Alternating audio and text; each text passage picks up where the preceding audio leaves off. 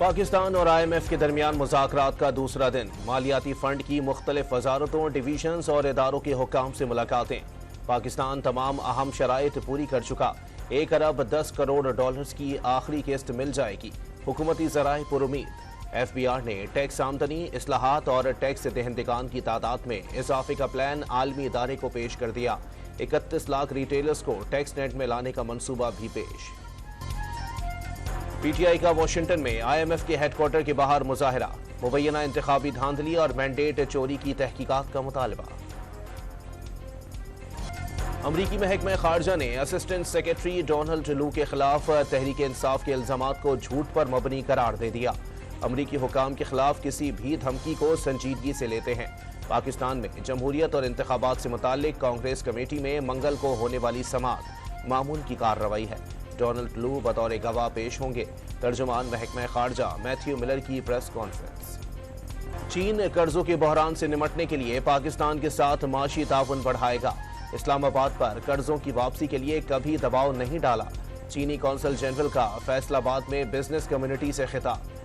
چینی قرضہ پاکستان کے مجموعی قرضوں کے حجم کا صرف 13% حصہ قرار۔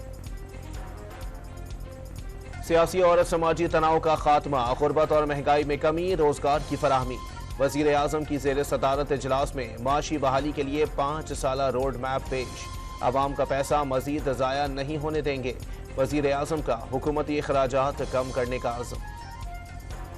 PTI رہنما شیر افضل مروت نے سنی اتحاد کونسل کے ساتھ پارلیمانی اتحاد کو بڑی غلطی قرار دے دیا۔ JUI شیرانی سے اتحاد کر لیتے تو انتخابی نشان مل جاتا، MWM سے اتحاد کرتے تو مخصوص نشستیں مل جاتی۔ شیر افضل مروت کا غلط سیاسی فیصلوں کے ذمہ دار رہنماؤں کے خلاف کارروائی کا مطالبہ۔ سپریم کورٹ میں 9 مئی کے 6 ملزمان کی درخواست ضمانت کی سماعت۔ عدالت نے پنجاب حکومت کو نوٹس جاری کر دیا، آئندہ سماعت پر کیس کا ریکارڈ بھی طلب۔ بانی PTI سے ملاقات کی اجازت نہ ملنے کے خلاف توہین عدالت کی درخواست۔ ایڈوکیٹ جنرل اور اڈیالہ جیل کے سپرنٹینڈنٹ عدالت میں پیش۔ کریٹ ہوگا تو کیا عدالت بھی بند کر دیں؟ جسٹس سمن رفت امتیاز کا مکالمہ، انتظامیہ سے آج ہی جواب طلب کر لیا۔ صدر مملکت نے وزیر اعظم شہباز شریف اور وزیر اعلیٰ خیبر پختونخوا علی امین گنڈاپور کی ملاقات کو اچھی شروعات قرار دے دیا۔ اختلافات دور کرنے کا سوچیں، عوام کو امید دلائیں، آصف علی زرداری کا پیغام۔ وزیر اعلیٰ پنجاب کی مریضوں کی ایمرجنسی منتقلی کے لیے اپنا ہیلی کاپٹر استعمال کرنے کی اجازت۔ مریم نواز نے صوبے میں جلد ایئر ایمبولینس سروس کا آغاز کرنے کے لیے اقدامات کی ہدایت کر دی۔ Punjab board of investment and trade کے پروجیکٹ پر بریفنگ۔ مریم نواز نے سرمایہ کاری کے فروغ کے لیے پلان طلب کر لیا۔ پنجاب کے آئندہ 3 ماہ کی بجٹ تجاویز تیار۔ سڑکوں کے لیے 48 ارب، اسپیشلائزڈ ہیلتھ کیئر کے لیے 35 ارب روپے مختص کرنے کی تجویز۔ بجٹ تجاویز آج کے اجلاس میں پیش نہیں کی جائیں گی۔ حکومت بجٹ نہیں آرڈیننس لا رہی ہے، اسپتالوں میں ٹائلیں لگوا دیں لیکن دوا موجود نہیں۔ راشن کے نام پر قوم کو بھکاری بنا دیا گیا۔ اپوزیشن رہنما رانا آفتاب کی گرج برس۔ جو کچھ آپ سن رہے ہیں وہ ہوا نہیں اور نہ ہوگا۔ میری عمر 84 برس ہے، میں تو ایک تھپڑ کے بعد ہی نہیں رہوں گا۔ اتنی مار پٹائی ہوئی ہے میرے اوپر، کہاں سے ہوئی ہے؟ کچھ نہیں ہوا ہے، میں ٹھیک ہوں۔ معروف ادیب اور دانشور انور مقصود نے خود پر تشدد کی افواہیں رد کر دیں۔ ویڈیو بیان میں واضح کر دیا، افواہوں کی وجہ سے ان کا جینا حرام ہو گیا ہے۔ بیٹے بلال مقصود نے والد کی بریانی بناتے ہوئے ویڈیو بھی شیئر کر دی۔ ہب میں کار اور موٹر سائیکل کے درمیان تصادم کے بعد دونوں میں آگ بھڑک اٹھی، 3 افراد جاں بحق ہو گئے۔ پولیس کے مطابق کار اور موٹر سائیکل پر اسمگل شدہ ایرانی پیٹرول موجود تھا۔ حادثے کے بعد پیٹرول کی وجہ سے آگ لگ گئی۔ کراچی کے علاقے گلشن معمار میں شہری کی فائرنگ سے مبینہ ڈاکو مارا گیا۔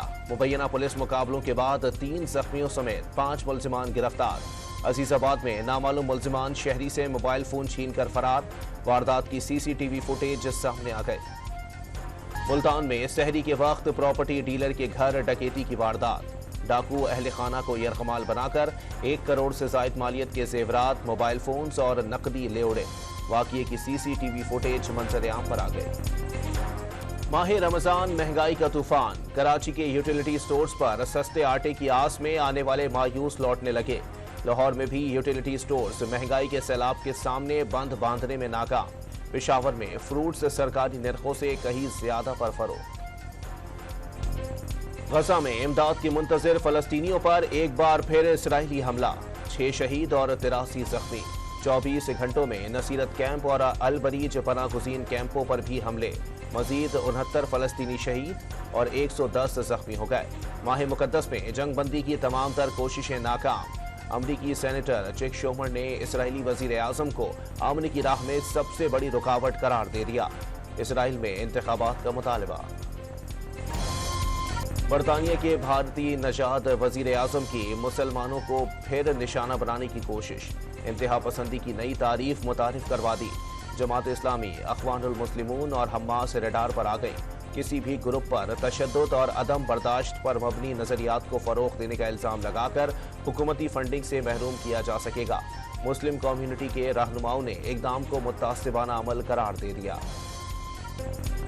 अमरीका ने भारत का मुतनाज़ा शहरियत तरमीमी कानून के निफाज को तशवीशनाक करार दे दिया। एक्ट को करीब से देख रहे हैं। अमरीकी महकमा खारजा का तमाम कम्युनिटीज़ की मजहबी आज़ादी के एहतराम और मसावी सुलूक पर जोर। रूस में आम इंतखाबात के लिए पोलिंग का आगाज। वोटिंग का अमल तीन दिन तक जारी रहेगा। व्लादिमीर पुतिन समेत 4 उम्मीदवार मैदान में मौजूद। Pakistani chief election commissioner Sikandar Sultan Raja बतौर मुबस्सिर इंतखाबी जायजे के लिए मॉस्को पहुंच गए। इलॉन मस्क की कंपनी की जानिब से तारीख का सबसे बड़ा रॉकेट स्पेस एक्स खला में भेज दिया गया। 5000 टन वजनी रॉकेट मदार में वापस आकर बहरे हिंद में लापता हो गया। पाकिस्तान रेलवे ने मुल्क की तारीख की तवील तरीन मालगाड़ी चला दी। 2500 फुट लंबी और 50 वैगन्स पर मुश्तमिल गाड़ी से 3000 टन माल कराची से कोटरी मुंतकिल किया गया। ऑपरेशनल वजूहात पर अंदरून मुल्क PIA और निजी एयरलाइंस की 22 परवाजें मनसूख कर दी गईं। मुसाफिरों को शदीद परेशानी का सामना। स्टेट बैंक अगले 2 माह के लिए नई मॉनेटरी पॉलिसी का ऐलान पीर को करेगा। बिजनेस कम्युनिटी शरह सूद में बड़ी कमी की ख्वाहिशमंद। स्टॉक मार्केट के ब्रोकर्स ने फौरी रिलीफ से नाउमीदी जाहिर कर दी।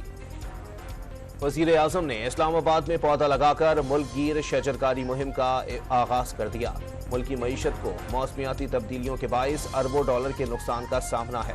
शहबाज शरीफ का तालीमी इदारों में खतरे से आगाही पैदा करने पर जोर। Multan sultans Pakistan super league 9 के फाइनल के लिए क्वालिफाई करने वाली पहली टीम बन गई।